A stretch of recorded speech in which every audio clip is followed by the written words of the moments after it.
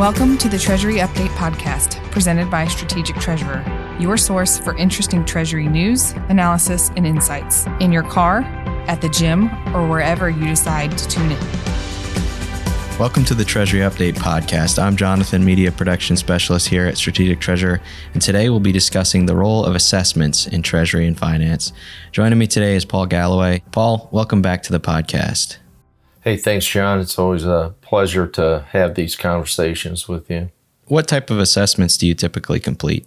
Yeah, it's a great question, John. I'm going to break it up into kind of four broad categories. It's driven by the client in general. And so it can be something that's very narrow and specific in nature, or it can be much broader. It just depends on what the client's needs are. But the typical areas we hit would be bank structure fees and bank account management. We'll come in, we'll take a look at what the current structure is, who their partners are, how important those relationships are to them. A lot of these banking partners not only provide banking services, but they'll provide lines of credit. They may be people that help finance things, so maybe issuing senior debt or something else along the way, letters of credit. These banking partners can be really important to them. And so part of bank structure is to understand, are they optimized in terms of services, the way that the accounts are set up, whether it's collections accounts, it's controlled disbursement accounts, it's concentration accounts. How does all that work? And the types of services that they have in place, do they have the services that they need? Especially when it comes to payment security, whether it's pause pay, positive pay, match pay, whether they're utilizing filters, things that help them protect the payments in process or at presentation to ensure that they're not going places they shouldn't go. Also, their bank fees. Banks are contractually obligated to charge at the rates that are agreed upon in the contract with the client. Clients, a lot of times are using Excel files to manage their bank fees. They do that against what the contract says. They don't necessarily have a view of what's going on in the industry. That's hard to get that information. It's very difficult to keep this up and manage it. It takes hours to do it. So it takes time away from other activities in Treasury when they're doing that. There are systems that can help them. They can automate it. They can get visibility to benchmarking, which will help them ensure not only are they're being charged the proper fees per the agreement, the contractual obligation, but how do they compare to the industry? Are they being overcharged in areas? Do they need to renegotiate their bank fees? And when it comes to bank account management, there's a lot of bank documents that go into opening accounts and relationships with banks, multiple different kinds of documents that have to be completed. Not only that, there's information that companies have to share with their banks, part of KYC. It's ongoing. It gets updated over time, as well as corporate resolutions or bank resolutions. So you have authorized signers. You have authorized administrators, people who can do things to make changes to the accounts, approve payments. So there's a lot that goes into it. We come in, we'll look at, the bank structure, fees, and bank account management holistically. Another area we spend a lot of time doing assessments on is the technology stack from a Treasury perspective. And so this would be, how do they manage cash? How's it managed? What kinds of systems are in place to effectuate payments, to do reconciliations, to provide visibility so that you can optimize your cash? Are they using a TMS, maybe an aggregator? Maybe it could be using their ERP, which is their accounting system. Some accounting systems have some basic cash management tools available to them, but you can go from something that is light, TMS light, to something that's more like a Cadillac. It's got all the bells and whistles. It provides a lot of capabilities. It just depends on what works for the client. And then you got to look at it in totality. Do they have payable systems? we're talking about admin systems. So these are bolt on to the tech stack. You have your ERP, you have admin systems, perhaps something for receivables, something for payables, you got your TMS, you got ERP, and how do all those interact? Some organizations will take information, store it in a data lake. It can be used for analytics. It can be used for reporting. It can be used for forecasting.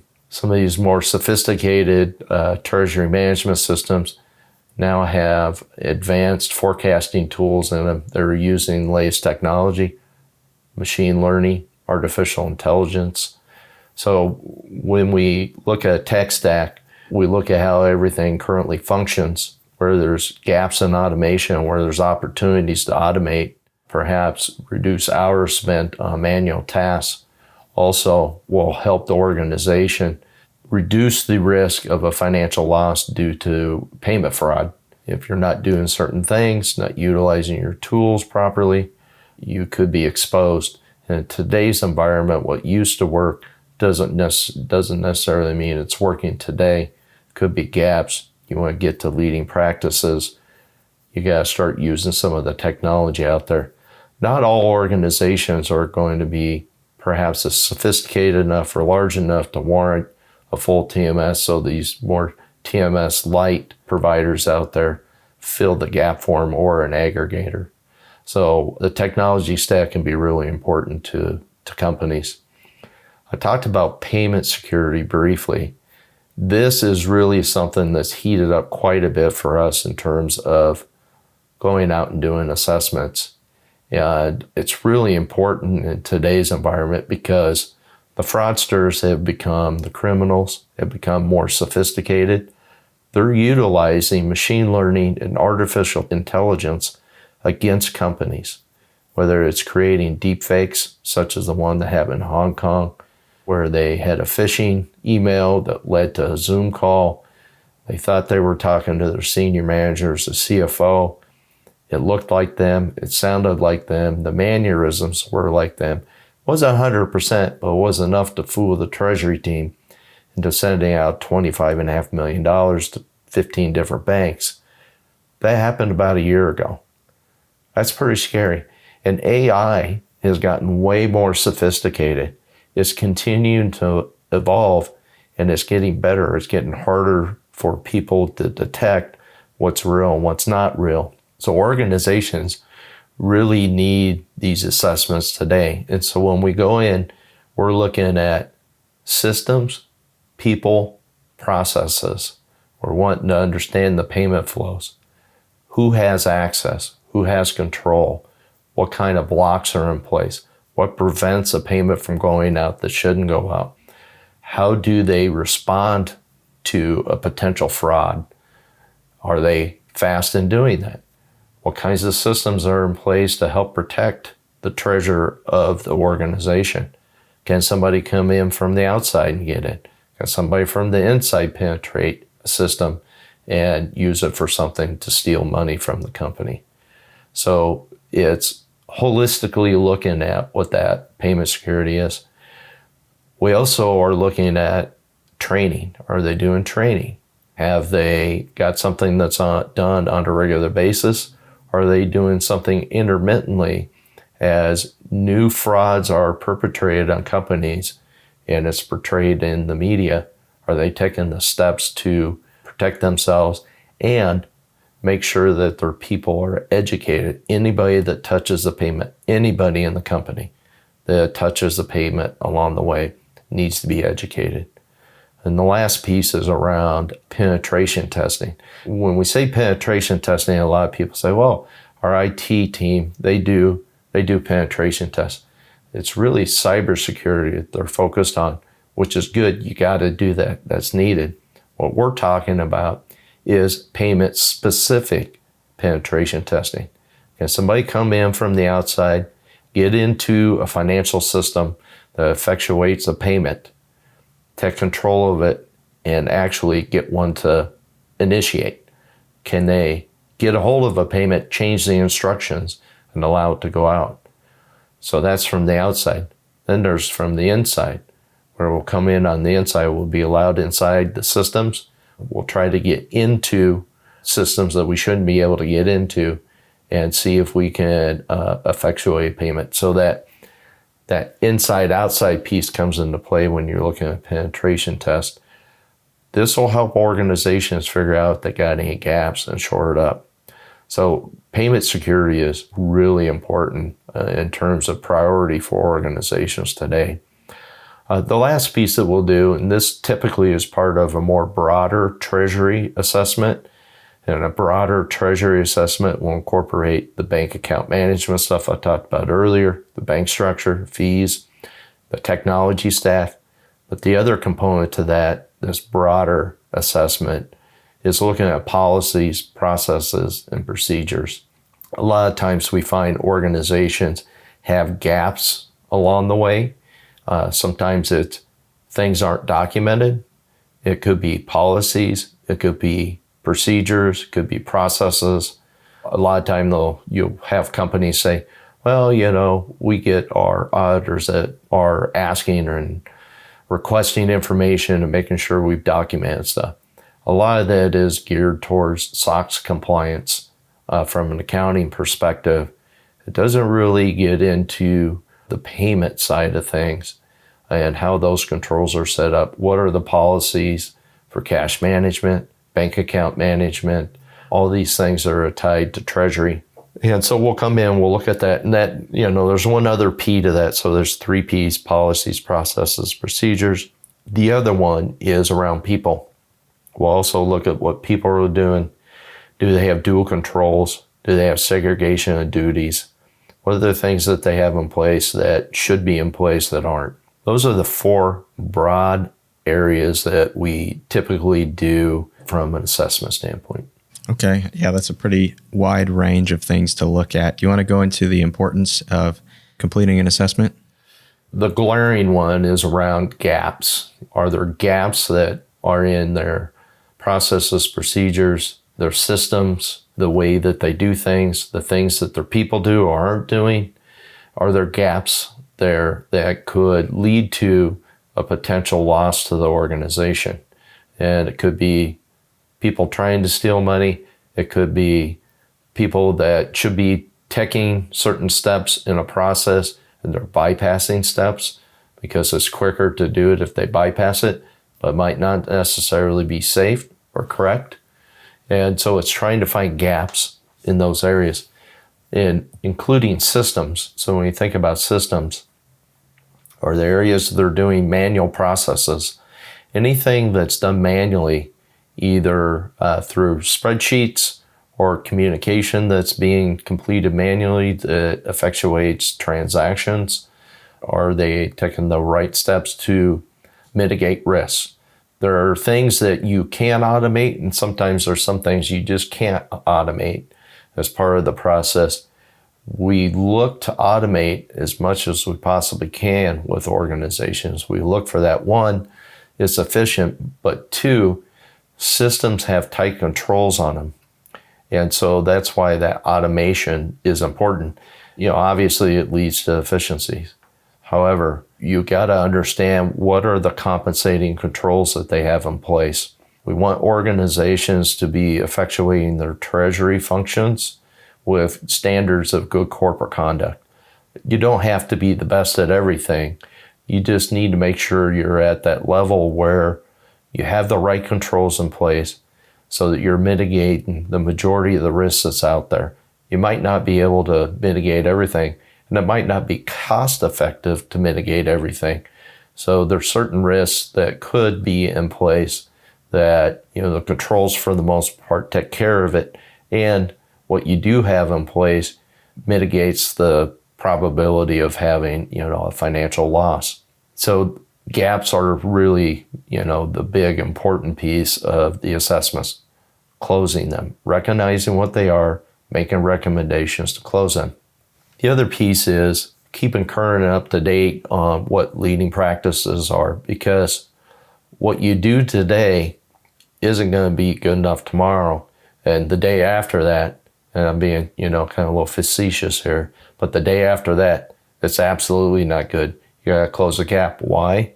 Because technology and the way we do things is advancing at a fast pace. It's going to continue to do that. We know that criminals are becoming more sophisticated. They're looking for new opportunities to poke holes in the processes, procedures, systems, controls that organizations have in place. They're always going to continue to do that. So what works today might not necessarily work tomorrow or the day after that. So you need to be up to date with what's going on out there and ensuring that you're deploying those leading practices, because if you're not, you're putting yourself or exposing your organization to a financial loss. As a treasurer, I like to sleep good at night, so I want to make sure I'm doing everything I can. It's the job of the treasurer and the treasurer's team that he has in place. The other thing I talked about earlier is the ability to gain efficiencies through automation. Anytime you have those manual processes and spreadsheets, it's an opportunity for somebody to change something that shouldn't be changed, or somebody to make a mistake. They transpose numbers, they add numbers, they do things that, face it, human beings, we make mistakes. You make a mistake when it's a manual process, potentially. Doesn't mean you always do, but it happens. I've done it. And that's what happens when you're dealing with manual processes. When you have checks and balances in place through an automated system, it leads to less errors, less chance of errors. When you lock things down, and you don't have to worry about the error potentially getting there. But gaining those efficiencies through automation allows the treasury team to focus on other things that are important to the organization. The other piece is going through the automation and utilizing systems, your tech stack. It will allow you to gather data, synthesize data, and provide visibility and reporting on it. These assessments, I think, overall really shore up some gaps for organizations. It's really important that, if they're not doing it themselves, that they bring somebody from the outside in so that they can get something going and look at these key areas that I've talked about so far. Now, you may have a bunch of people that say, we review these every year internally. What are the optimal times for them to have someone come in and complete an assessment? Yeah, that's a great question. What we see often, and this happens in different organizations, different levels, different capacities, something that could trigger an assessment is you have a change in leadership. You get a new CFO, a new treasurer. Perhaps they're looking to change things up. The organization that come into, they've got systems that have been in place for a long time, perhaps bank relationships that an RFP hasn't been done on, and it's opportunity for them to change things up. That's an appropriate time to execute an assessment. It could be very specific, whether it's bank structure, technology, or very broad, where you incorporate those policies, procedures, processes, people. It just depends on where they feel that the gaps are. So that tends to be a good opportunity for organizations to do assessments at the point you have new leadership come in. The other area is upgrades around systems. I kind of talked about that in my prior statement, but when it comes to upgrades, it may be that you're doing an upgrade on a system that's in the stack, but it's not a TMS. Maybe it's your ERP. We tend to see when organizations are looking at changing their ERP, it opens the door to also look down the stack or up the stack and figure out where gaps might be or an opportunity. May try to do that themselves. They may bring somebody in like strategic treasurer to help them with that tech stack assessment. That tends to be a good opportunity along the way to do an assessment anytime you're going to upgrade a system. Another area that we tend to find leads to assessments is something's happened within the organization. There's an event that occurred. And sometimes it's change in leadership. Other times it could be that there was fraud perpetrated. Somebody gained access to a system. Maybe nothing got sent out the door, but somebody gained access to the system, tried to effectuate a transaction. Maybe it's internally, maybe it's externally, But at point that an event happens, that tends to be an area where we'll see companies approach us on doing an assessment. It just depends on what's occurred. The other piece is around organizational growth, because certain systems are appropriate for certain sizes of companies. Some organizations may be fast growing, perhaps not big enough yet to warrant a TMS or a TMS Lite. Maybe an aggregator, treasury aggregator would work for them. Maybe they're just curious as to what they should be doing. They want a roadmap because they're looking out 5 years and saying, wow, our organization could, double, triple, quadruple over the next 5 years. Do we have the right systems, processes, and people in place to keep up with this? It's a good time to do an assessment if you're a growing company and figure that out. Last year, we did this for a growing company. They were right in that position where they were sophisticated enough and growing fast enough that they needed something, but they didn't need a TMS today. They could really benefit from a treasury aggregator. It'll give them, 1, connection to all their banks. 2, it will give them visibility. 3, they'll be able to do cash management within the treasury system and some basic reporting. So it gives them some visibility. The great thing about doing that, if you're a growing company, is that with an aggregator, you can easily connect to a TMS, any TMS provider that is out there. So it's a great step for growing into something more sophisticated down the road. And from a practical standpoint, how do you complete an assessment?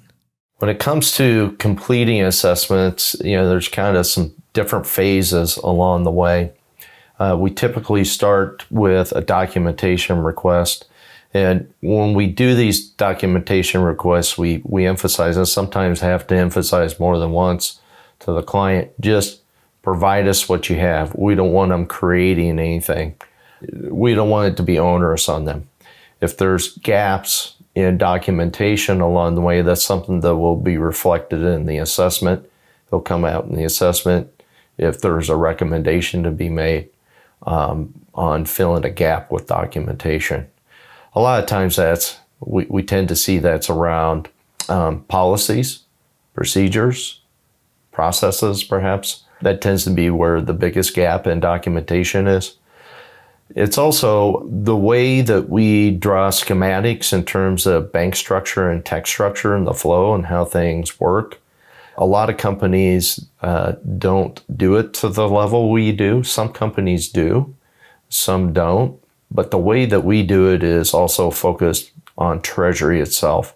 So it's tied back to Treasury. So we tend to, help build some documentation along the way as well as part of the assessment. So we get documentation, we review documentation. Along the way, we set up interviews with key people within the various areas in the organization tied to whether it's Treasury, whether it's payables or receivables or accounting or IT. We talk to various people within the organizations tied to what the assessment is supposed to be about. We ask, we spend a lot of time asking questions. We also spend time documenting what we're receiving back during those sessions. Sometimes we're having follow-up sessions to work on diagrams or validating that what we understood was true and correct.